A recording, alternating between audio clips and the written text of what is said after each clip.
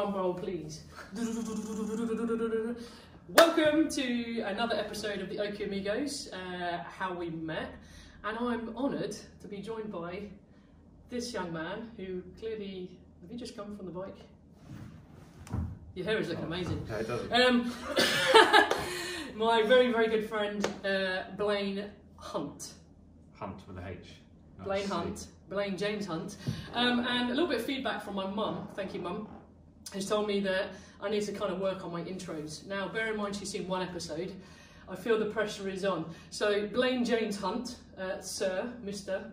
How we met. Oh, wow. So, apparently I've got to really hook you in so that my mum carries on watching. We met. How did we meet? I found you on the internet. That sounds really good. The well-known website begins with P, and I think the second one is H. Hub. Oh yeah, that's the one. Only me fan. No, what was that fan? OnlyFans. OnlyFans. Yeah, good searching for feet. No, so we met almost 6 years ago, I think, because my shop was in its very, very short term of opening. Oh, it was empty. It was in its infancy, wasn't it? It was literally, must have been March 2015, something like that. No, 2017 when my shop opened, yeah. So we met there and started doing some physio work for you with your, like, this guy was massive. I mean, he's big now, but you were still very tonk. But he was massive and he had a few issues with his shoulders, and then we discovered the leg. The leg. As I like to call it. So Blaine is a paracyclist. You've got an amazing story. And like I said previously, I want to have people on this podcast who really, really inspire me. And out of all of my friends, and most of the friends now I've met and become friends with, I've ditched quite a few, or they've ditched me, whichever way you want to look at it.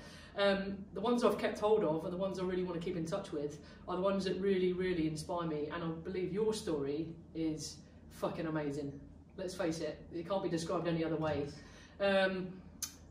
Yeah, so you roll in here wanting physio work, we start working on your shoulders and your leg, and then I'm an anatomy geek, so always really intrigued by differences.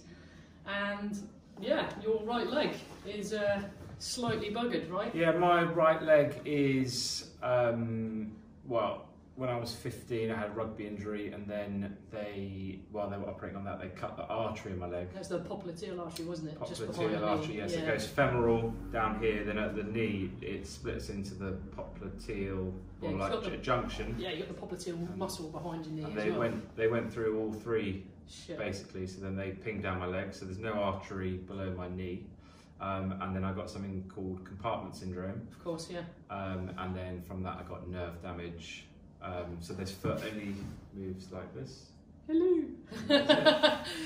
Oh wow! And just for comparison, just check out your other leg. There we go. Yeah. Lots of click. Nice tendon there. So yeah, you were a rugby player, right? Originally, yeah. And you had this injury, and the surgeon messed it up. Yeah. And how do you feel? I mean, you're 15 years old, and yeah, I mean, it's just a mistake, really, isn't it? Yeah, yeah. Like, obviously, he didn't mean to do it, so you've got to remember that he's only trying to do his best to help. Yeah, yeah, to fix the initial issue, right? Yeah. So I don't really hold any grudges against him. It's just an accident, you know. It's just one of those things. I'm just going to check it's recording because I feel. Yeah, sorry. Done a couple of podcasts now, and I'm just getting a little bit wary that we're getting a really good podcast and then it's not recording. No, go on. Yeah, I mean, I didn't resent him at first, and then the more I looked into it, the more I realised he shouldn't have actually been doing what he was doing in my leg. And then because he was trying to repair my posterior cruciate ligament. Yeah, the PCL. But you don't really need your PCL. Like, you can survive without it, just strong hamstrings. Well, what they can do as well is they can, so for those of you who are watching, and those of you who are listening, you're going to have to just imagine what I'm saying. You've got the anterior cruciate ligament and the posterior cruciate ligament, the back of the knee, they crisscross over, and the posterior cruciate ligament stops your shin, your tibia, from moving backwards, and your anterior cruciate ligament stops your shin from moving forwards. But really, they can tie the PCL, the posterior ligament, onto the ACL. Yeah. In effect. Yeah, there was like... It's not as important as the ACL. At one point there was a rugby league team in London, I think London Broncos, and 80% of that team didn't have PCLs. Didn't have PCLs or had ruptured PCLs. And like you say, the body is that clever that you can actually train other parts of the body to compensate. So most body parts, or most soft tissue, muscles, tendons, etc., have a secondary job. So if the PCL goes, then the hamstrings at the back of your leg can get stronger to stop that movement. Yeah. Okay, so you didn't actually need to do it. Yeah, so he was rummaging around where he didn't need to be rummaging around, and that's what caused the accident. So like as time went on, obviously, you know, it becomes a bit more like, actually this guy fucked up for doing something that... And how many years ago was it now? Negligent. That was in 2003, 2004. Oh wow, so like looking at almost 20 years ago. Sorry, 2000. Yeah, that's right. 19 years ago. Yeah, jeez. Yeah, because I'm old. You're not as old as me. You're getting there, but you're not as old as me. Oh wow! So over time, your brain has to try to compute that, you know, like you're now longer with this than you were before. 15 years old, and now you're actually the other end where. Yeah, I mean, I always remember, like, I used to play on the wing, like, and I used to, you know, athletics at school, I'd run the 200. I was always fast, and so I remember what it's like to be able to run like full tilt. Yeah.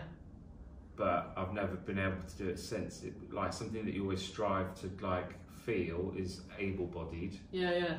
But you know, in the back of your mind, you won't really get there, but you always try and strive. But that's why, like, when I'm racing a bike now, I'm not looking at really, unless it's a Para World Championships where I'm competing in para. The rest of the time, I'm looking at able-bodied athletes and thinking, can I, like, that's the goal, is to beat the able-bodied, because I don't want to be para. No. So, and why, you know, I'm guessing, I work with a lot of para people, paracyclists from GB and New Zealand, and para skiers, and I'm pretty certain none of you want to be para. No. And the good thing is, if you do lose, you just say, well, it's because I'm para. And if you win, you go, it's because I'm para. You're shit. So it's a win-win. It's a win-win situation. But no, I totally get that. You know, I race for transplant sport, and I'd get my arse handed to me when I race against able, regular, normal people with all their own body organs and who aren't on a bunch of drugs like I am.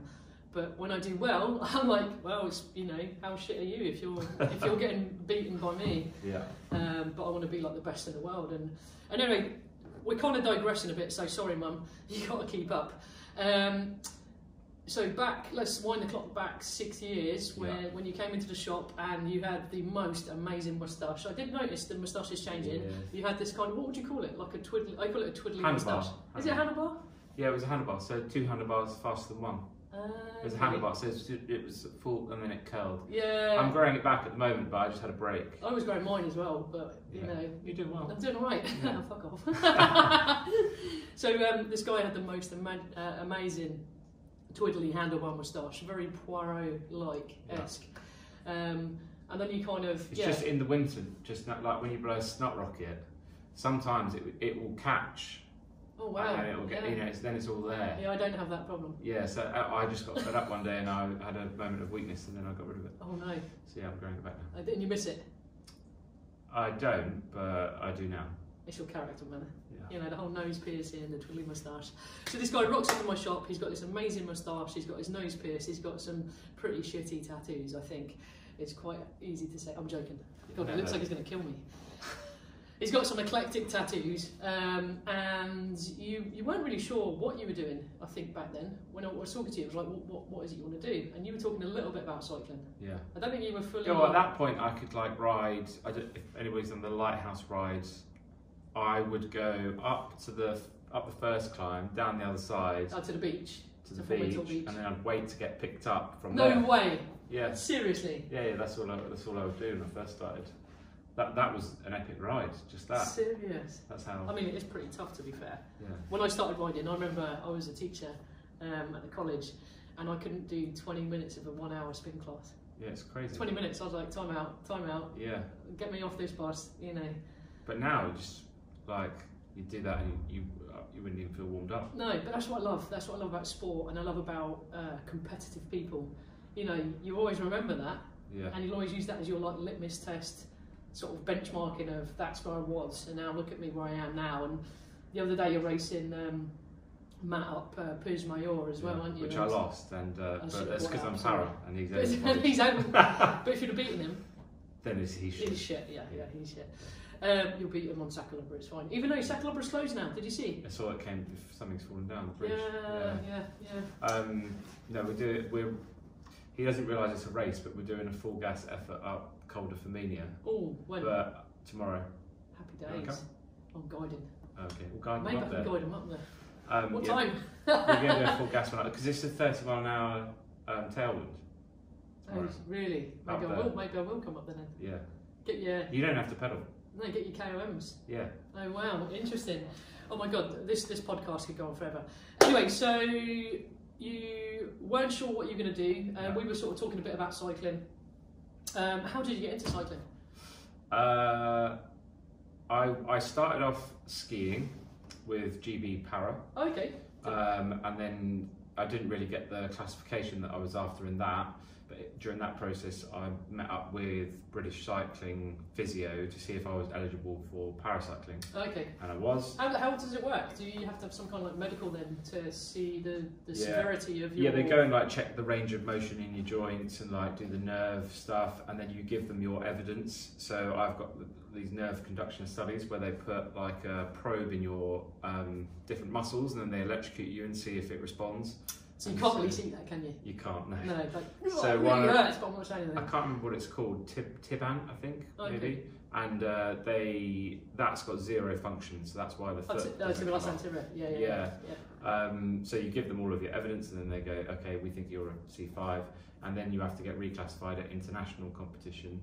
But that doesn't really answer the question how I got into cycling. How I got into cycling was, I finished with the skiing, then I was looking for something competitive to do against able-bodied. Okay. Because I wasn't really thinking parasport. I was I just want to do some sport. Yeah, any sport. Yeah, let's do it. So I went to the velodrome and started doing my accreditation. Which velodrome? London. London. Okay, cool. I met a guy there who was doing his accreditation, and he turned out to be a para coach. Is that Andy Pink? Andy Pink, yeah. And so we got chatting, and he was like, oh, I've just got back from the Paralympics, and I was like, oh, I've just been at the Olympics because I was working in television. And then he was like, oh, well, I said, oh, I'm classified as a C5, you're a para coach, and he was like, well, we're doing talent IDs. So I went and did talent ID, and then that's where it all started. I did all right at the first talent ID. You get asked back 10 weeks later. They see how you go without How many people come along to this? Is it quite a few, or? Like 10 to 15 people, but like that'll be like one session, and then after you leave, another session will come in, another session will come in. So you'll never really know how many people there are who you're up against? No, they're constantly testing the whole time. And does this happen like throughout the year, or is it certain test periods? Literally throughout the year, and if someone comes up throughout the year and comes to them and just like, these are my numbers, they'll go, okay, we'll come along to a camp, and then they'll test them again. Okay, so do you have to wait for these testing then, or can you kind of like... I'd say if you had no experience, you'd have to wait for the testing. If you came to them and said, you know, I'm winning races in London and I'm para, because I'm I've got a club foot or whatever, then they're going to go, okay, come to one of our like foundation camps and see how you get on. Oh, cool. That's cool. So so you got started then. So you went through the talent ID. Yeah. And talent camps. How long did that process take? Well, I think from starting to my first World Champs was like 10 months. Well, yeah. So it was pretty like pretty sharp learning curve. Yeah. I liked, all the way along though, I liked your kind of motivation in terms of you didn't give a fuck what people thought. You know, like British cycling, whether it's para or like you say able-bodied, they have these square holes where the squares have to fit in kind of thing. I still to an extent, I think still don't. You know, you're a round peg and it's a square hole, and but you don't change because of that. You don't say to yourself. No, it's important not to give a shit, but it's important to not let the other person realise that you don't give a shit. You know, you have to make them think like. I see. But then you. So it's all like smoke and mirrors. Yeah, exactly. Okay. No, I don't mean it like that you're... I'm trying to think how to explain the best way to explain it is I probably rub people up the wrong way, because I came into the sport and I was like, well, I'm going to win. I know, and that's what I love about you. I'm going to break the world record. You're going to be like, I want to be world champion, I'm going to get world records, and I'm going to go to the Paralympics. And I was like, yeah, you will. You will. I haven't gone to the Paralympics yet. No, but you will. But you will. I will. But you will. Yeah. But that's what I'm saying. So for me, you inspire me in the way that you just go, that's my goal, that's what I'm going to do. Yeah. I don't really care how I've got to get there. Exactly. That's when the not giving a shit comes into it, because that's like, I don't give a shit about anything else. Yeah. I'm doing this. That's kind of irrelevant. That's kind of irrelevant, isn't it? That's kind of irrelevant. You kind of go, this is my goal. That's what I'm going to do. Yeah. And then I don't know how your brain functions in that way, but you seem to just grasp it, grab it, do it, prove to everybody, kind of rustle a few feathers. Yeah, so I've learned a little bit about my brain recently. I've been diagnosed with ADHD. Okay. And so what does ADHD? Attention deficit hyperactivity disorder. Okay. So one of the things with that, and one of the symptoms would be, well, I think they work quite well together. They've worked well for me. Hypersensitivity dysphoria, I think it's called, and that's when you become like, if someone says you can't do something, you take it personally, you become offended by it, and you're like, fuck you, I'm going to do it. Okay. And then with the ADHD, you also become hyper focused on stuff. So that's all you're going to do, is you're going to prove them wrong? 100%. Oh, wow. So I was on a foundation... Isn't that like doping? Isn't that like a form of doping? Yeah, it's good. It's great. That's what I'm saying. So like, it's always the mindset. You know, you look at people like... why is his name just gone from my head? Who was with Team Sky? Dave Brailsford. And the psychologist, what was his name? Steve Peters, was it? Yeah, I think so. The chimp paradox and all this. We kind of went for that period in sport where... And I'm sure this came from way before then. I know with like the rowers, the GB rowers and stuff, they look at how the brain works, how the goal setting is, and having that kind of real good synergy between mind and body. And yeah, what you've just described with the ADHD, that's going to help you kind of go, well, you're wrong, and I'm going to be super focused and do it anyway to prove you wrong. Yeah, like I don't like try and be focused on it. You just like, it just consumes you. Like you're just doing. But is this like what we were talking about the other day? When you see something you want to buy, all you do then is you research. That's poor impulse control. But now no. In terms of like, I get this. Oh, yeah, so you research it. Yeah. So if there's something, and it could be anything. It could be a jumper, it could be a pair of trousers, or it could be a part for your bike. You just convince yourself. You definitely like. It just becomes better and better. You need it. Your life is not going to be any. It's going to be better when you've got it. Yeah, but it's not. And then you read into it and you research it. It's kind of like, you must have seen the film Fight Club, right? I've seen it, but I can't remember. But basically the narrative behind that is that people become consumed and they have to buy the IKEA, set up in their house, and they have to buy this and they have to buy that. And, but what we were talking about was that you find something you like and then you kind of just tell yourself you need it over and over again. Yeah. And it doesn't have to be expensive, does it? Doesn't, no. No, that's mad. Do you think that's linked to the ADHD? 100%, yeah. Yeah? Oh, yeah. Maybe we're all a bit ADHD. And it's got to happen now. Yeah, now. When I was, one of the first foundation camps I went on, I found out that they were doing, the World Championships were going to be in Rio. And the games had just been in Rio, and they were going back to the World Champs. And I dropped back to the team car that was following us, and I said, oh, I hear the World Champs are going to be in Rio. Whilst you were riding? Yeah, the follow car. Okay. Like, just in case you get mechanical or anything. No, but I mean, how did you find this out? Was it just... We were all chatting amongst ourselves. I see. And so I went back to the car and I said, I hear it's going to be in Rio. And he goes, yeah, it is in Rio. How did you hear that? We're just chatting. I was like, you don't realise it yet, but you're going to be inviting me to that. And then he just laughed at me. Really? And then that just set me off. That set you off? I was like, fuck you. You don't laugh at me. Really? And then I was like... Do you hold grudges? No, it goes away. Yeah? Yeah.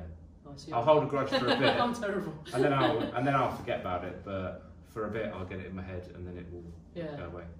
But it's super cool though that you can almost identify something when someone says something and you just go, right, that's it. Yeah. Yeah. Oh, brilliant. And since then, so that was 5-6 years ago. Yeah. What's happened? What's happened since then? Few things, right? Well, I go further than the up and down the hill here.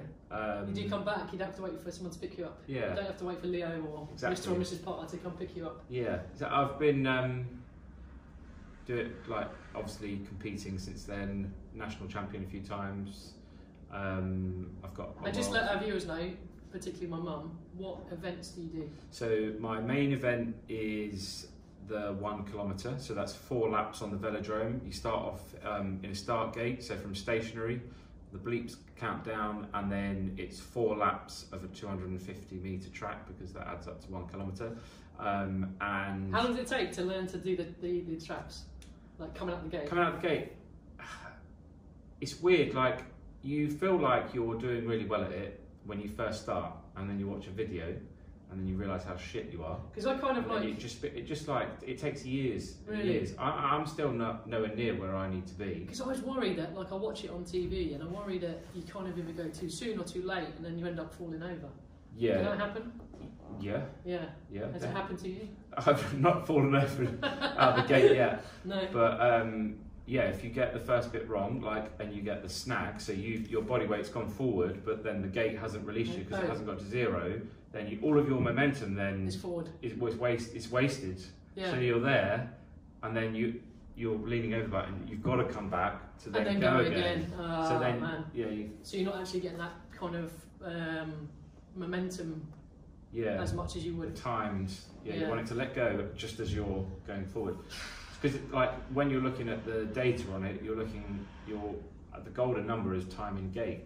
Yeah. So how long are you actually sitting in the gate before you've actually started to cross the line? Does this link to, like on a, say, 100-metre sprint on the track, on a running track? Yeah.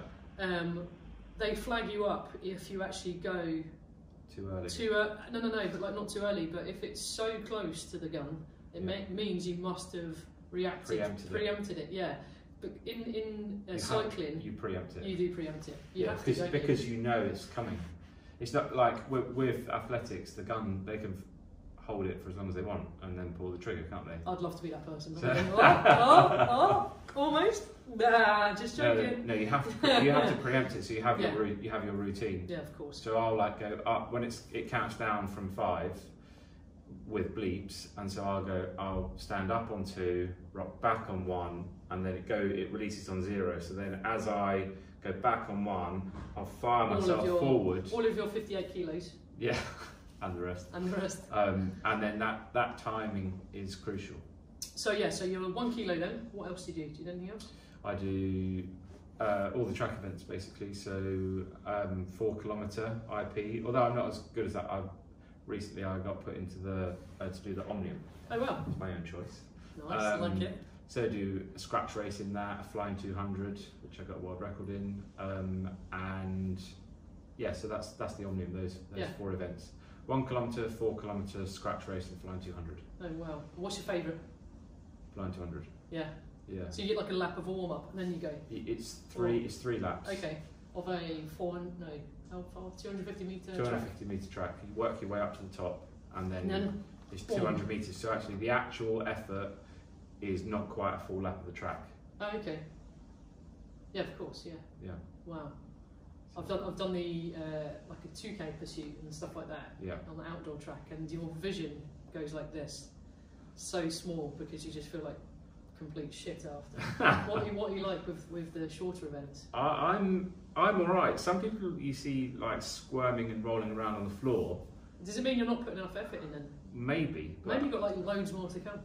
Maybe. I just don't. I don't quite get Maybe it. you need to like get more focused. I think I'm just too. I'm more aerobically fit than a lot of the people. Oh, okay. So I think their physiology is just slightly different. I mean, when I won Worlds, we had to do a qualifying time and then a finals time. Oh yeah, yeah.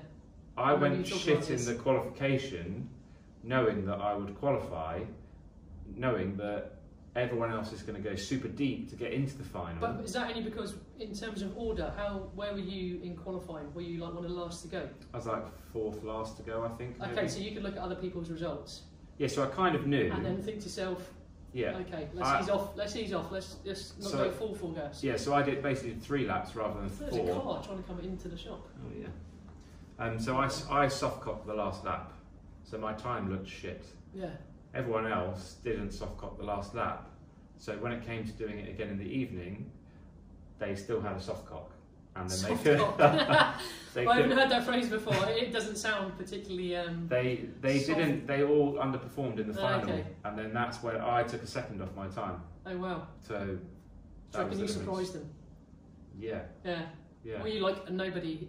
You know, oh look at him, he didn't. Yeah, because the fastest from the morning got to go last in the evening, so I think I went third, 3 from last. Oh wow! So then, yeah, they didn't have it.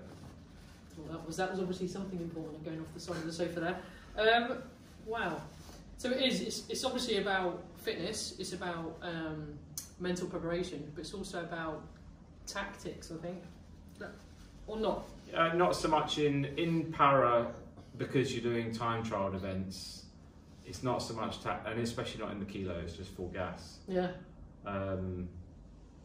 Yeah, less tactics. Like when I raced track league in London for the sprinting, that's the cat and mouse. Okay, yeah.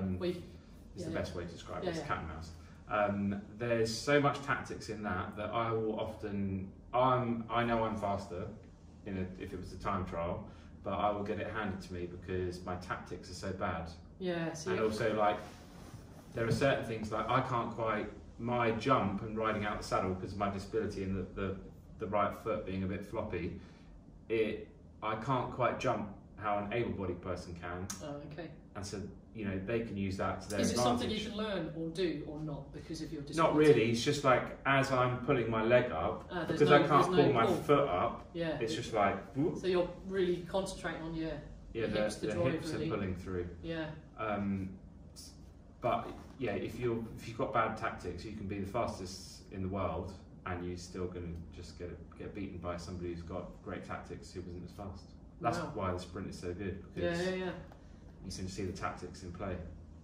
Yeah. Oh my god. So what does it feel like pulling on the old rainbow jumper?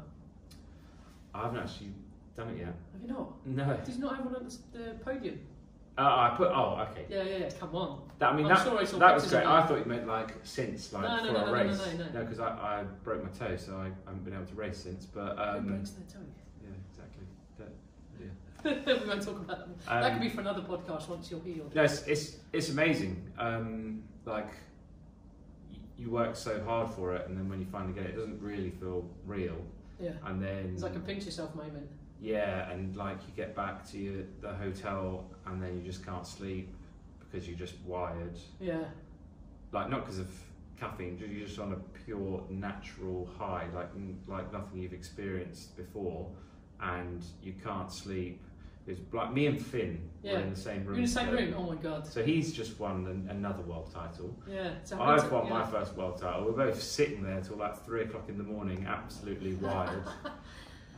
What a feeling. Yeah, it feels like it's something you can't really explain. No. Yeah. No, I mean, I know after winning my races, it does. It's a long time coming. You train really hard. As every 2 years, we train really, really hard, and then you win, you get your medal, you go home.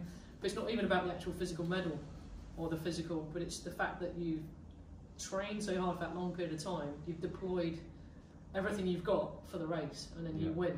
Yeah. And then people tell you how lucky you are. Yeah, exactly. And you think to yourself, no, not really much luck in it. A lot more hard work. So that was that May last year? Yeah, end of summer. May. Oh no, June. Not May. No, before. After, sorry. May, June, July, August. I think it was August, September. Oh wow, so not too long ago. Not too long ago. So what's coming up? What's coming up next?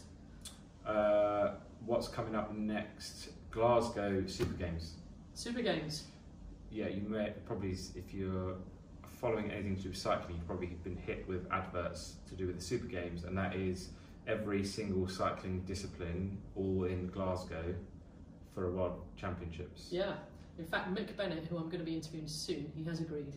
He is in charge of it all. He is. So no pressure there, Mick. I mean, he does always put great events on with the Tour of Britain. So when's that happening? Good question.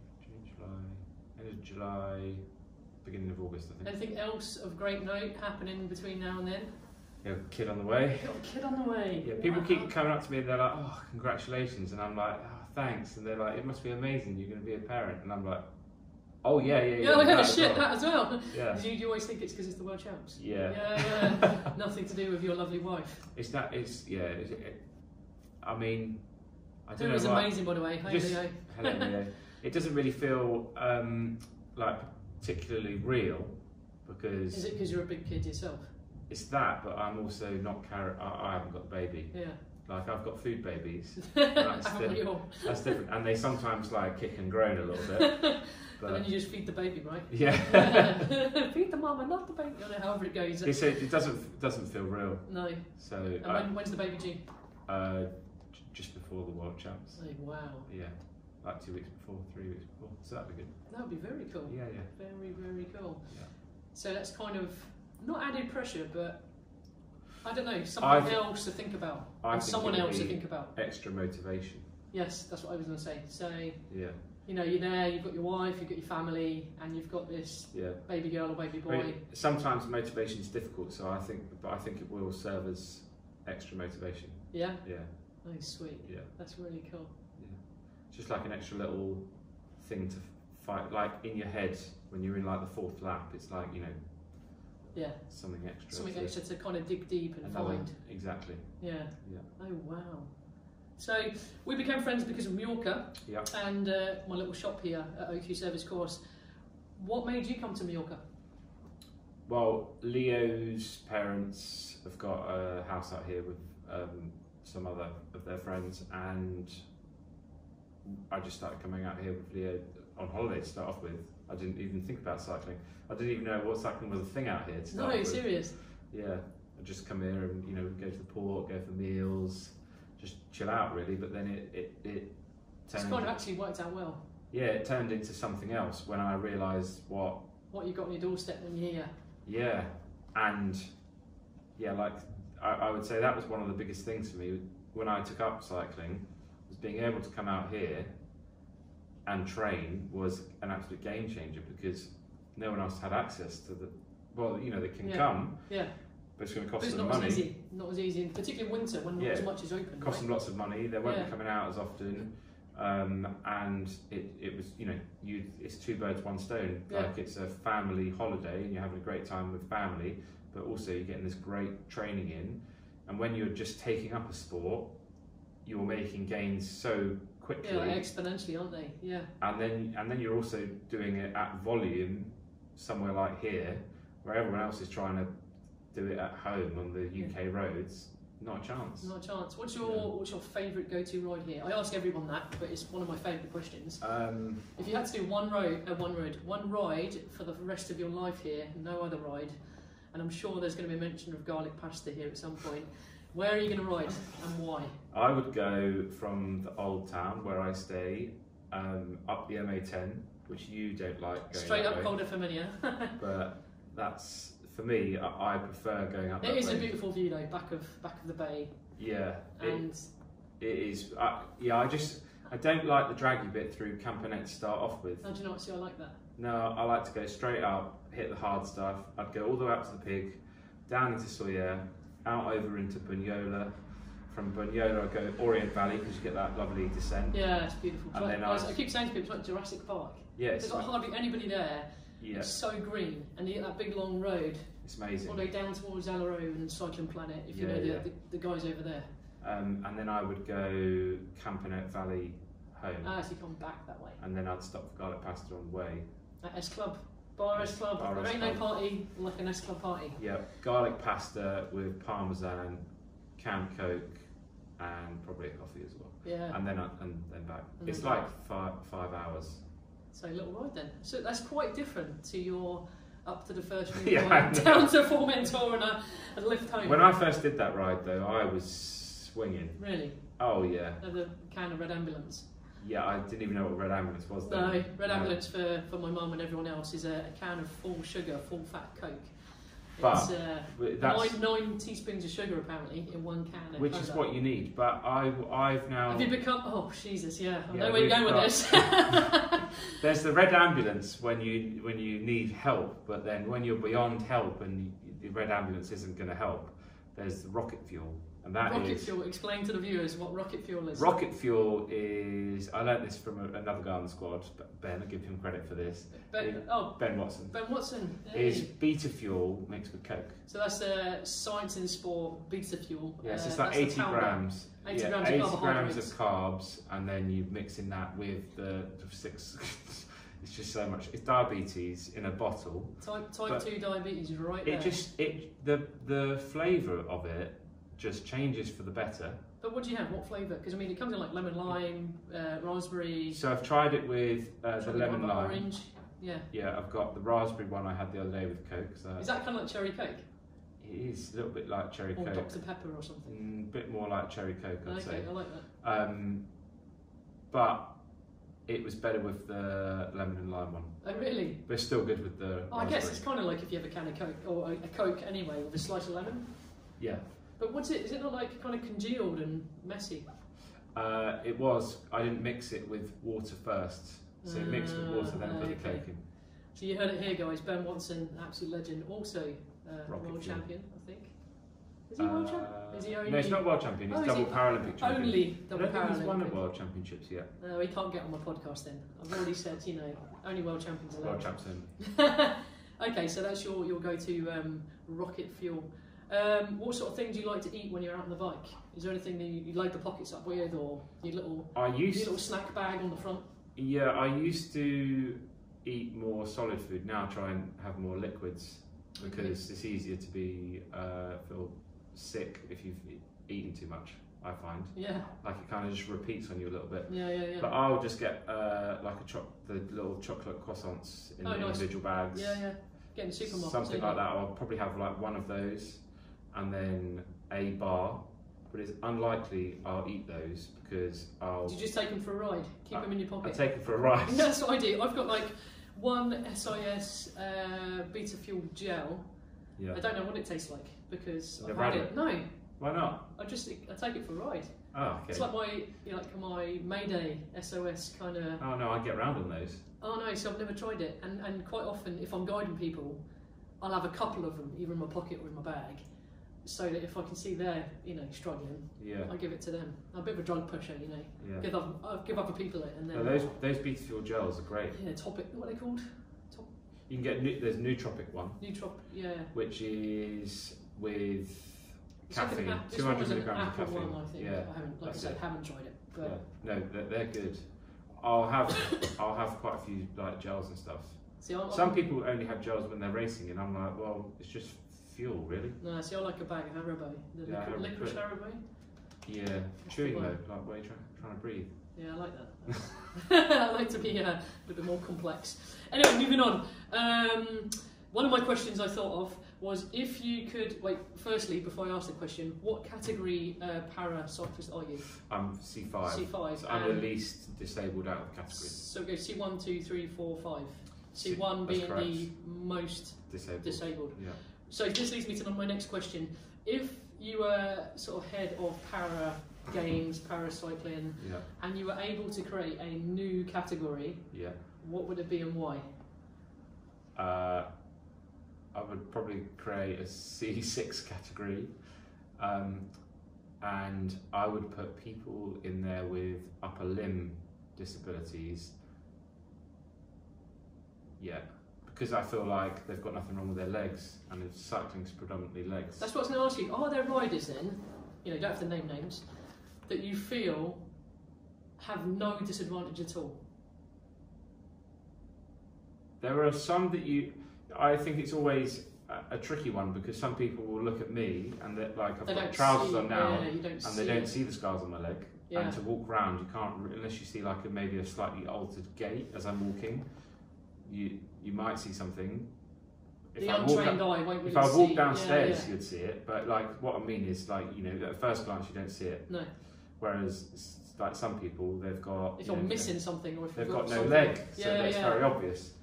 So I always think, I don't really say anything. I don't mind. Like, the classifiers are there to do their job. If somebody's so you've got the strict kind of classifications anyway. You've got to get through. If someone's been classified, then they've been classified. There's nothing you can do about it. Yeah, but does it not make you think? But the silence is golden. I've seen people get classified that like in transplant sport, right? Yeah. We have every transplant apart from hair transplants, because then that really doesn't affect them. But we kind of think that there's a kind of hierarchy of transplantation, and like apparently a kidney transplant isn't ranked very high because like it's 10 a penny. Right. People with like a heart and lung transplant, double transplant, is like the kind of golden ticket. Like you're fucked. You know, you're completely dead. Yeah. Alive but dead. Alive if you have it, but if you don't, Okay. But then if you're trying to get that heart and lung transplant cyclist, let's say, to get their heart rate up, you know, they've got someone else's heart. Yeah. It's going to be very difficult. If you've had a bone marrow transplant, you've got a little scar, you know. Yeah. Can they compete bone marrow transplant? Yeah. So we just say, oh, you've had a bit of a cold, bit of cancer, a bit of, I don't know, leukemia. Yeah. So I know we jest about it, but that's pretty much how we look at it. Yeah.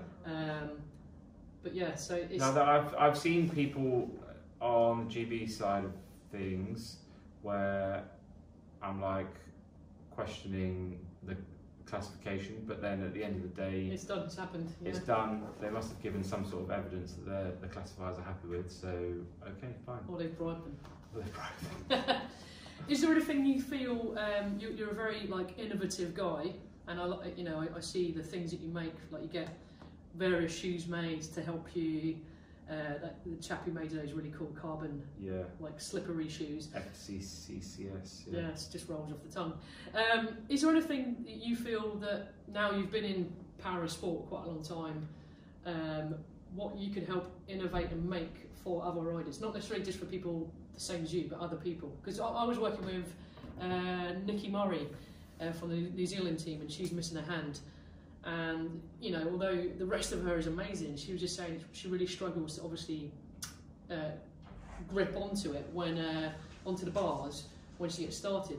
And is there many people that actually have these innovations, or anyone who, you know, is there the research that goes into it, or would you like to get into that kind of aspect of it? Yeah, I think that's quite cool, and it is very interesting because everyone's an individual. So Finn's bought mini magnums. I'll get to. Yes. We're going to have to wrap this up quickly. No, why not? Tips, so we're out here at the moment. I've got Morgan with us, who's C5 female, and she has, she calls it Stumpy, and she's got no hand on one side. So she's the same. She's like, you know, she can't pull on bars. Getting out of the saddle, you know, it's an issue. But then I feel like I was saying to her, why is nobody... Is Finn a loud eater? Because if he's going to eat really loudly, this Iceland... I'm joking, mate. Carry on. I was like, why would you not 3D scan your hand and then 3D scan the bars and and then merge them together so that you go in there and it's the same shape as your hoods on the bars, and then you're at then you can level yourself out and it's fine. But it's just having the money, the time, and the software to do that, and then the machine to print it. So it's quite. I feel like you'd have to put quite a lot of effort into it, and when you're if it were you, he's a loud eater. He's a loud eater, isn't he? It's like he's got a blockage in his nose. He might be a world champion, but he's a loud eater. Yeah. Of a mini magnum, I can't say it, mini magnum as well. Should we just stare at Finn for a bit? People on YouTube can't see it, but this guy is devouring. He's deep throating. My mum's watching. You can't say that. She won't know what you mean. It's okay. It's just the amount of effort that you'd have to put in. I feel like at the moment my brain is focused on other things. Yeah. But sure. Do you think though that, okay, forget about yourself doing it, but do you think there's more work to be done in that aspect to help riders, to help athletes, to help people? I mean, I feel like the barrier to a lot of it is just how much money the rider has. Yeah, sure. Yeah, I mean, like working with Crystal, I don't know if she's had the levers changed finally. And some kind of brake splitter, splitters. I remember her telling me about it, and I couldn't quite understand Crystal tells everyone about brake splitters. Crystal loves a brake splitter. Crystal, when you're back over, mate, you're going to be on this podcast, and you can tell everybody about your brake splitters. Yeah, that sounds really. She's a brake splitting expert. She is. She is. So I mean, but things like that, you know, you need to brake, you need to change gear. I mean, that's just crazy. The fact that she's, you know, how many races has she won and come second at, and yet she's still fighting it. Yeah. Anyway, that's a whole podcast in itself, I believe. Blaine, what else are we going to talk about? Do your knees touch together when you stand up? No thigh gap. No thigh gap. No. I don't know how we got to talk about this, but for you viewers, check out if you get a thigh gap. Is this a common thing? Finn, do you have a thigh gap? I find quite a lot of endurance cyclists, you see them and they're like this, like with a huge gap. So you put your knees together? Yeah, no, I haven't. Isn't that rickets? Well, yeah, it's like you're eating too much porridge and not enough of anything else. Is it like their gut gets in the way? Yeah, well, some people are like guns, so narrow. Used to call it. I feel like they ride their bikes like this, like with their knees together. Knees, yeah, on the bike, knees together. Off the bike, knees they're like this, like they're just nowhere near touching. What's that all about? I just find it a bit weird. Very strange. Yeah. That's going to keep me up at night, I think, that analogy. Now you're part of the proper setup, are you no longer having to work? I do. Like a proper job? I do the odd bit of work here and there to pay for the mortgage. Okay, and what sort of work is that? Television work. I thought you could say pimping yourself out then. Television work, and then I also film my feet. Film your feet? Yeah. OnlyFans. Really? Are you joking? No, I'm actually going to start it up. Are you? Because somebody out there, maybe watching this now, might want to see like someone with a disability's feet. There's definitely niche market, or what did Americans call it? They call it a niche. A niche. It is a niche. It is Someone's going to want that. Someone's going to want Blaine Hunt feet. Yes, I feel like I've got good toenails. Like you got hairy toes? There's a few hairs, but we can always. They can come and go, can't that could be a video in itself. There we go. You know what I mean? I feel like you've got episodes in here. I feel like you've talked about this. Yeah. And because you've got ADHD, it's going to happen. Oh yeah, I'll get. You're going to be hyper focused. Probably when I need some money. Like, because you can be quite like sexy with them. Like this one doesn't move properly, but this one can like caress it. Yeah. So. Okay, this is by far my most fun podcast. We were talking about how you wee, but we won't go there. We'll talk about that. We will go there. We can go there. Shall we go there? Well, I just feel sometimes when you come in from a cold ride, like I always sit down when I go for a wee. Do you sit down when you go for a wee? I mean, although as a girl, but as a girl, I have figured out that if you get your pelvic tilt really well, you can pee standing up. Yeah. But then you've got to have real good pelvic floor to control, so you don't piss everywhere. Right. You know, so I think it's just because I'm a kidney transplant. If you film that, you could set up an OnlyFans. Yeah, I don't think I want to. Nobody wants to see that. No, I'm a sit down weir. You sit down weir. Yeah, but sometimes it's challenging when it's been a real cold ride. Does everything kind of go backwards inside you? Yeah, it crawls back in, and yeah, it's just a bit of a nightmare. Yeah. Brilliant, absolutely brilliant. You've got me now, to be honest. Looking forward to the future in terms of you've got your racing coming up, you've got these super games, child on the way. Is this going to change your life? I think cycling already has changed my life. Cycling has, yeah, definitely. Yeah. It's great. Like when I started off doing the talent IDs, I very much knew in my head that the talent ID process could potentially change my life. So I was like putting everything into it. That was what I was thinking was this is the golden ticket to change my life. It's like the Willy Wonka's golden ticket. Is it one? Yeah, golden ticket. Golden wrapper. Yeah. For the chocolate factory. So yeah, like it's amazing that I get to do this full time, and it's amazing that I've won a world title. And long may it last. Superb, and having a small little baby on the way. Yeah. Someone to inspire as well. Yeah, maybe a boy, maybe a girl. Find out tomorrow. Is it tomorrow? Yeah. Oh shit. Well, I won't find out tomorrow. Leah's going to keep it secret. They're going to write it on the back of the scan and put it in an envelope. Oh, okay. And then we're going to both. Are you going to have one of those like cheesy TikToks where you have like a balloon and you pop I'm going to get the fucking cannon. Are you? No. I'm so pleased. I'm so no. I'm so pleased you just said that. I just imagine Leo just gets like multicoloured paper and you still don't know. Fuck you. You went there for the scan. You were Mallorca training. But Leo, as you say, super supportive, right? Yeah, I wouldn't have been able to do it without her. She's very supportive. Not too, like she's just happy for me to, like now, training camp, it's not like every 5 minutes she's calling me. I don't feel the need to call her every 5 minutes. It works really well. It's a really good relationship. She's very supportive of me. I try and be supportive of her as best I can, and she's very much supportive of me. So and I mean, you have a baby on the way, but you do have another family member that I've just remembered, who you brought into your life from Mallorca. Oh, the dog. The dog. The dog. You've got Perro. Perro, which is dog in Spanish. Perro. Yeah, Perro. I can't do that. Yeah, he comes from the centre of the island by the rubbish dump. And you did. I remember you saying to me, "Oh, Ottie, I'm going to go and see some dogs," and I don't know if I should. This was my hyper focus. This was your hyper focus at the time. No, because you said to me, "We're going to go and see these. I don't know what you call it, like a pound or something. Yeah, some government kind of pounds. Yeah. And he said, "But you know what? I'm definitely going to get a dog. I'm going to be getting a dog and bringing it back." Not, how are you going to get it back? And you were driving home, weren't you? The 47 euros come with a passport, microchipped. They said it was wormed, but I've never seen live spaghetti noodles come out of a dog before, but Jesus. They came out. And it was the best 47 euros that I've ever spent. He was great. How old is he now? He was great. 2.5. Oh, bless him. Yeah, he's doing great. But there was another dog here in the back roads. Oh God, you're going to get Lola. one. And I was very fond of Lola. Like I found Lola on the internet, and Lola was available for not for hire. That's another Lola. And but this time, imagine if you come halfway through this podcast and you just hear that Lola's available for hire. Yeah. Yeah. Yeah. But so I got in contact with them, and I was like, "Oh yeah, I'd like to come see Lola." They're like, "Oh really?" I'm like, "Well, yeah." But why would you not?